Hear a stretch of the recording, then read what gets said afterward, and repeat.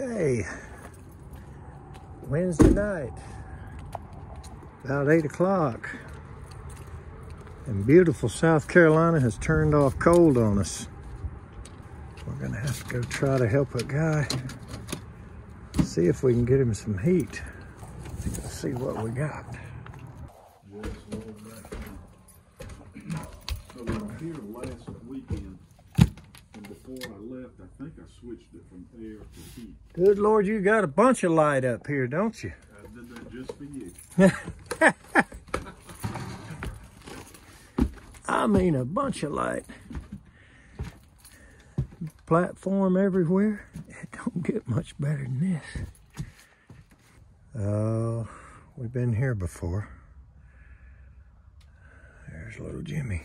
All right. I'm going to bet, as almost always, blown fuse and burned up cheap coil on the heat strip relay. So let's just see if I'm right.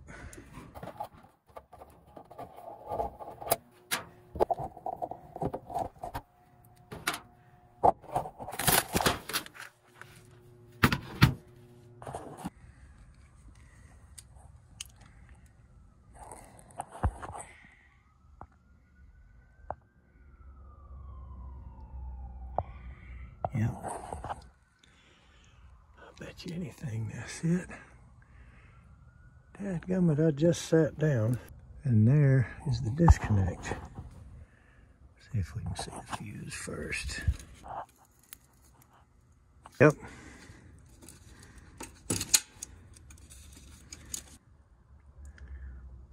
A little black spot right in the middle of it. And that, well, we know what we gotta do.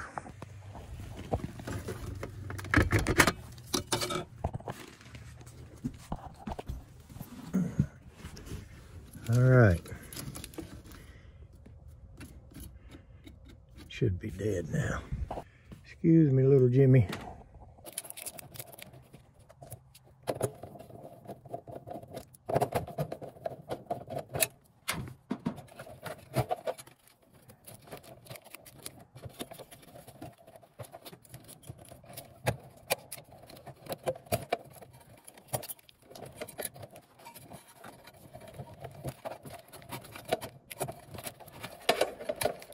Tell you what,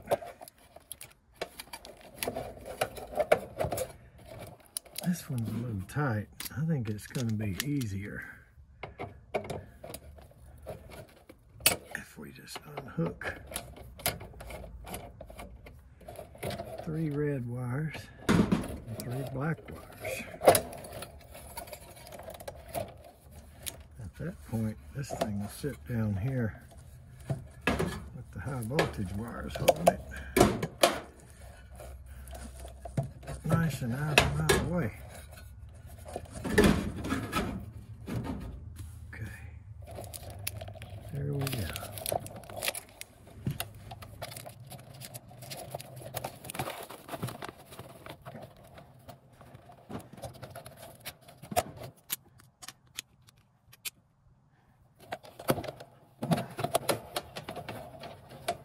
Should have brought a shorter nut driver in here, because I pretty much had this suspicion on my way over here.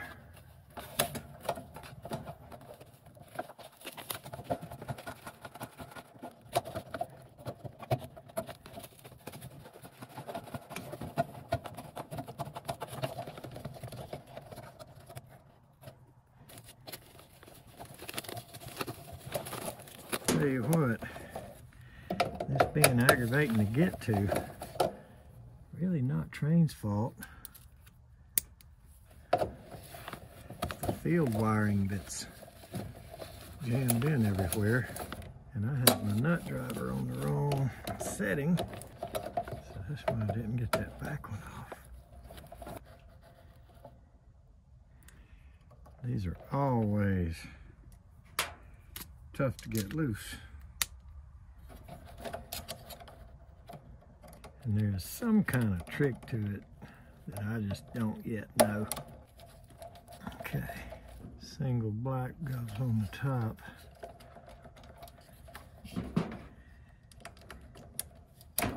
And this single black and white with a black stripe goes on the bottom. The rest of it's easy enough. Red on the left and black on the right. Tell you what, if I had $1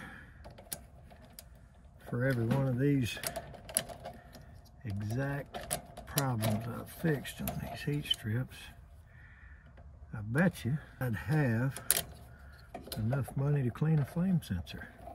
Everybody knows I use a $100 bill to do that. And for those of you that ain't figured that out, I just do that to get attention. And there she is. You see that coil right there? Ain't no sense in reading that. That's why I didn't read it to begin with, but just for the sake of the video, we will look at the ohms on this coil. I'm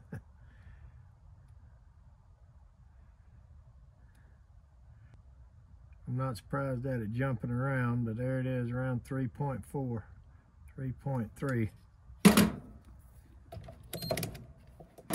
I'd say this coil here is just a bit too compromised. Let's go grab one out of the truck and get these nice people some heat. Look at all this stuff in this attic, man. I like this attic. There's a lot of storage room in it. That's nice for me. Hopefully we got one.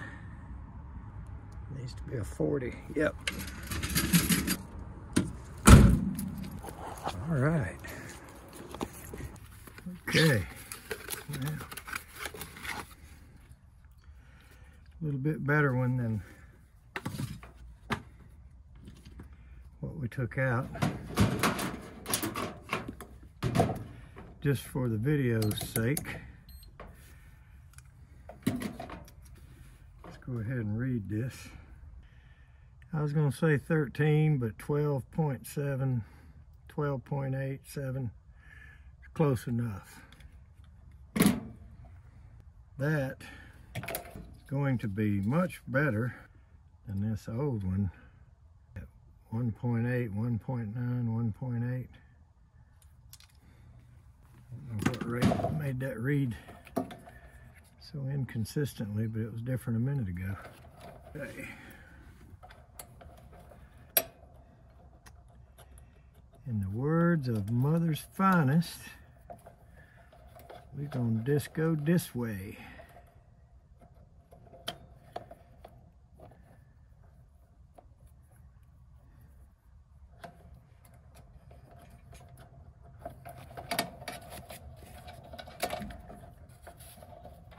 Red ones go on this side.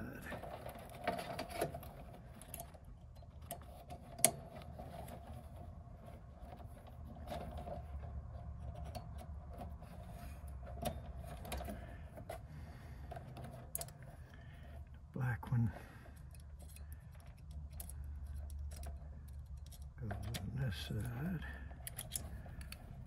Now, two whites, actually, it doesn't really matter, but this common right here is so short, we pretty much have to put it on the back side or it won't reach. And then the two whites,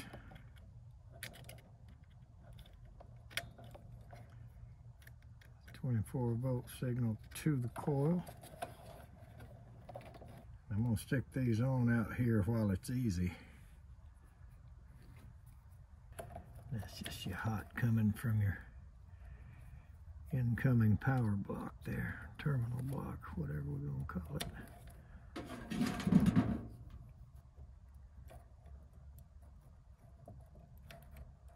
I don't think I see as well as I did when I was a younger man.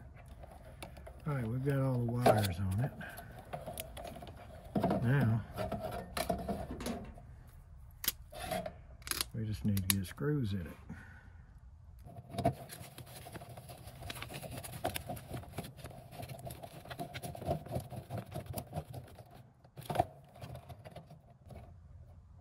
Get it turned right.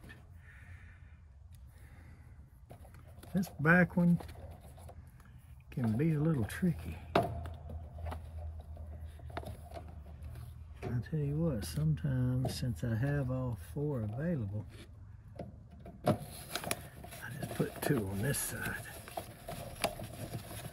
Save a little bit of struggle. Now, I've always wondered if what makes these go bad is not necessarily the cheap coil, but the shaking on this right here from the blower, the vibrating. Always wondered if that's what's doing it. Tell you what, I don't like that. Change my mind. I'm gonna get this screw back in the back there where it goes, because it shakes even more when it's not diagonally screwed. Shortening this will help me to get it in there by hand, and then I'll put the handle on it when I get ready to crank it. Delicate operation to get it back in there. Yep.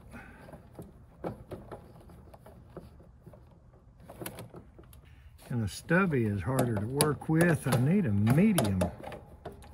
Like not a short, not a long, but a medium. I don't know if I've ever seen one of those. Okay.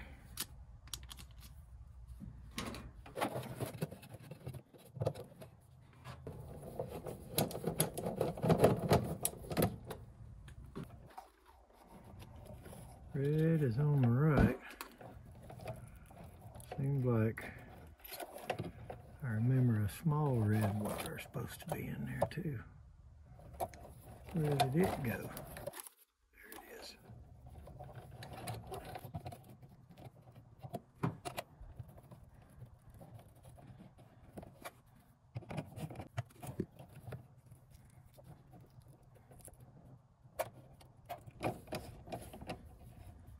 All right, now all we got to do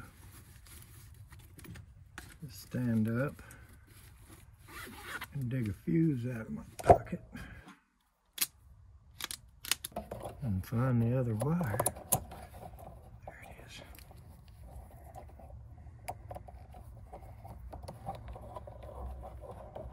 All right. Now, we're almost home.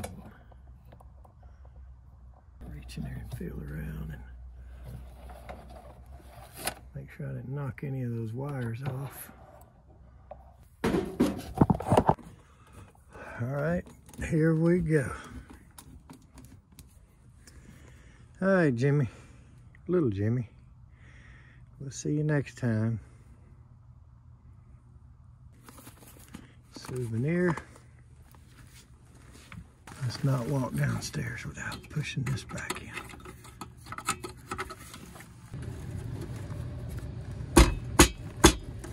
I did not like the way that went in.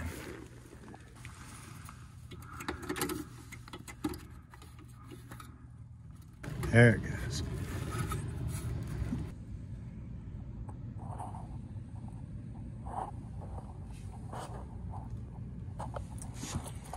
See a little bit of everything out here.